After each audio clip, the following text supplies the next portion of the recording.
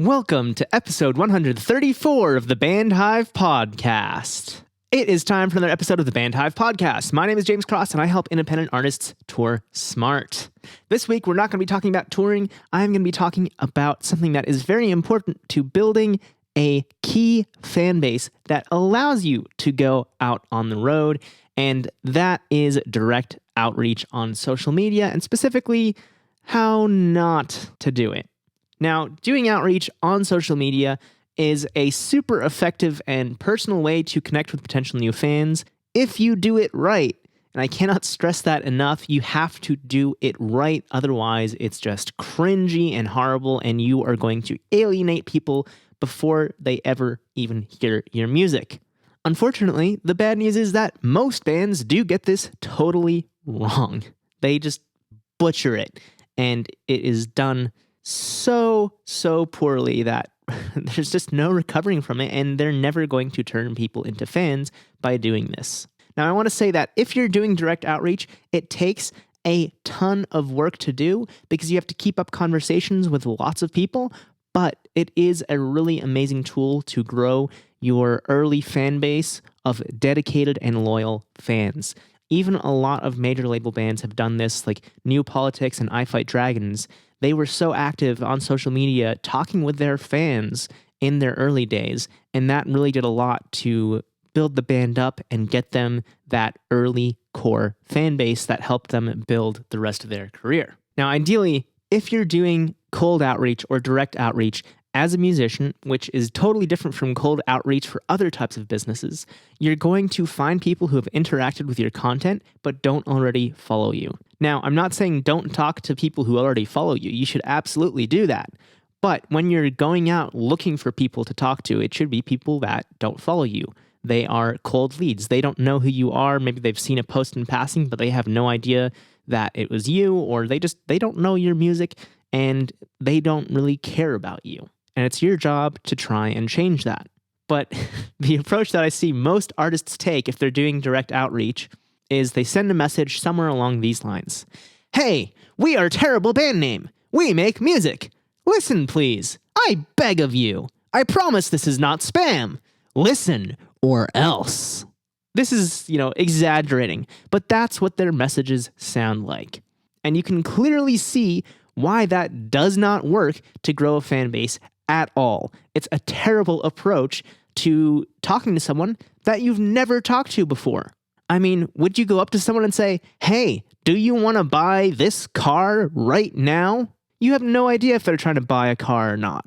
No, that's not how sales works in general.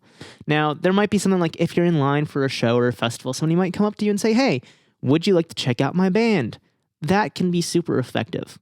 But there's context there. They're at a music festival, so clearly they like music, and maybe they'd like to listen to your music. And this is why when you are reaching out to people on social media for the first time, you want to kind of see that, yeah, they're music fans. They're not just random people who don't care about your music or don't care about music in general, really, because they don't know your music. Now, here's an actual direct message which was sent to a friend of mine, and we discussed this in the Band Hive community last fall. I'm bringing this up because this band is still doing this. I have other friends that they messaged just this week. I'm recording this on May 26th. It's coming out like mid to late June. But I'm recording this May 26th, and this band is still doing this, even though we talked to them and said, hey, you could probably do this better without coming across as spammy jerks. And I don't use the term jerks lightly, but basically they were saying, well, we don't care what people think of us. And it's like, well, then why are you doing direct outreach if you don't care if you have fans or not? That all said, I'm going to go ahead and read this. I'm not going to mention the band's name because they've been, thrown under the bus enough. If you really care about it, the post was made in the Band Hive community on October 8th, 2021, and there's a screenshot of the conversation, which is very one-sided because there was never a reply. Anyway, here's what this band said. Hello there. We think that you could love our sound, so here we are. Please sorry for disturb if you don't like it. In 13 years, we played in many big European festivals with many bands like Camelot, Evergrey, Stradivarius, Sonata Arctica, Korn, and many more. But we know that don't know us yet, so this is the reason why we are writing to you. And then they did like the little face with the hat and then the underscore and then the hat. I forget what the hat's actually called. Anyway, you get it. Now, any grammar or typos in here, that's not me misreading it. I'm reading it exactly as they wrote it. You can listen some videos on our profile or on Spotify link. We hope you will enjoy our music and we will be really glad to know your opinion. They do the emoji thing again. We are really interested in your feedback, smiley face. And then, hey, all caps, this is not spam, mate. I am not a bot if you thinked it. Smiley face. Here Ricardo, drummer and manager of the band. Smiley face beers. Nice to meet you. We hope you will enjoy our music and we will be really glad to know your opinion. Smiley face with a weird hat and stuff again. We're really interested in your feedback. Yes, that message is an exact copy of what they sent earlier. Then again, hey, this is not spam, mate. I am not a bot if you thinked it. Here Ricardo, drummer and manager of the band. Nice to meet you. P.S. Where are you from? Now, this is 6 messages that they just send out in a few minutes without getting a reply at all, and 2 of those 6 messages were total duplicates of what was sent before. This is not how you approach someone. This is the worst possible way to do it, and I just realized that I threw poor Ricardo under the bus. I meant to redact his name, but too late now.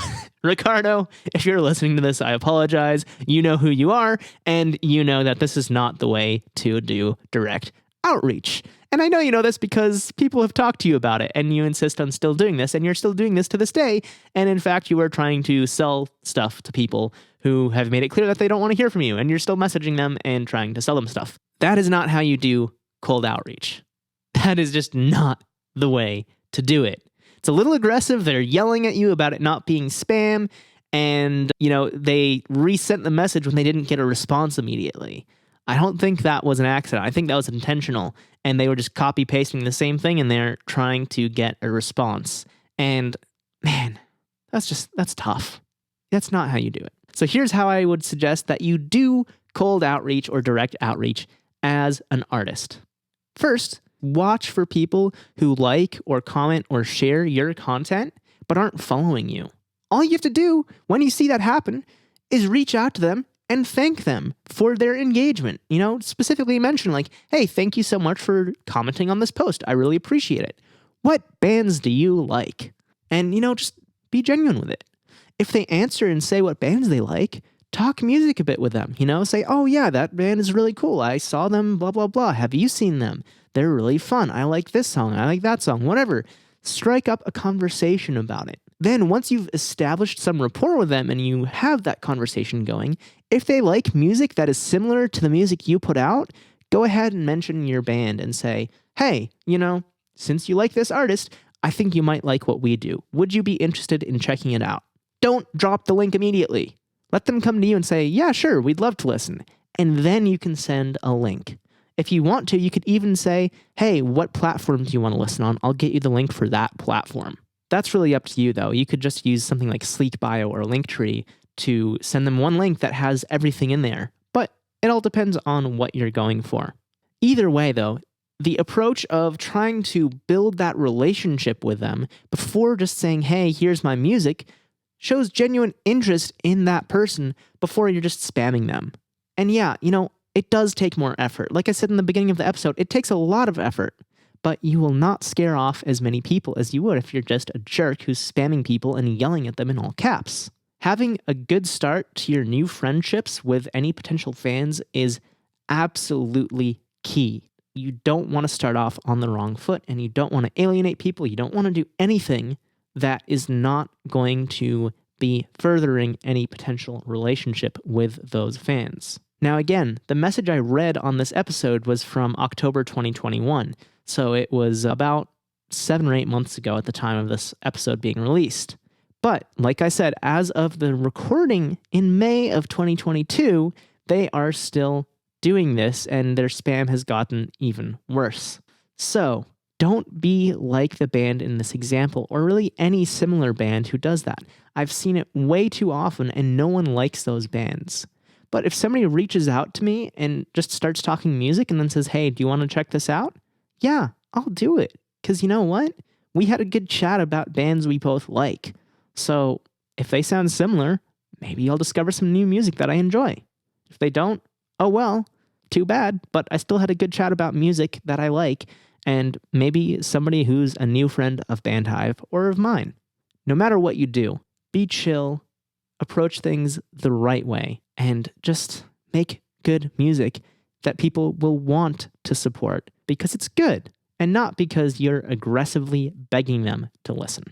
That does it for this episode of the Bandhive podcast. Thank you so much for tuning in and listening. I really appreciate it. And I hope that it has given you some insight onto how you can improve direct outreach if you're already doing it, or how you can start doing direct outreach for your band, because it's really so important to have multiple marketing channels for your band.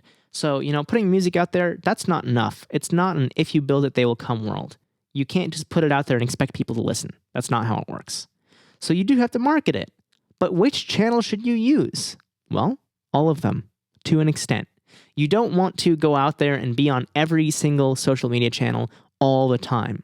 But you should pick 2 or 3 that you can keep up with. You can delegate different band members to different social media platforms if that's how you want to handle it. But be active on at least 2 to 3. Personally, I would say Instagram and TikTok are the ones to be on right now. You should also absolutely have a Facebook page, but you can keep that to like 1 post a week. You don't need to be posting there all the time because, frankly, Facebook is kind of dead. You don't want to be wasting a ton of time there. You're much better off focusing on photo and video content for Instagram and TikTok. If you have any questions about this or you want to talk about direct outreach strategies, head on over to bandhive.rocks/group or search for Bandhive on Facebook and join our group, because for every episode, there is a discussion thread that you can find and join in to share your thoughts and opinions about the episode and the topic we covered. So again, that's bandhive.rocks/group. That link would take you directly to the Facebook group, or you can search for Bandhive on Facebook. We'll be back with another brand new episode next Tuesday at 6 a.m. Eastern Time right here in your favorite podcast app. And until then, I hope you have a great week, stay safe, and of course, as always, keep rocking.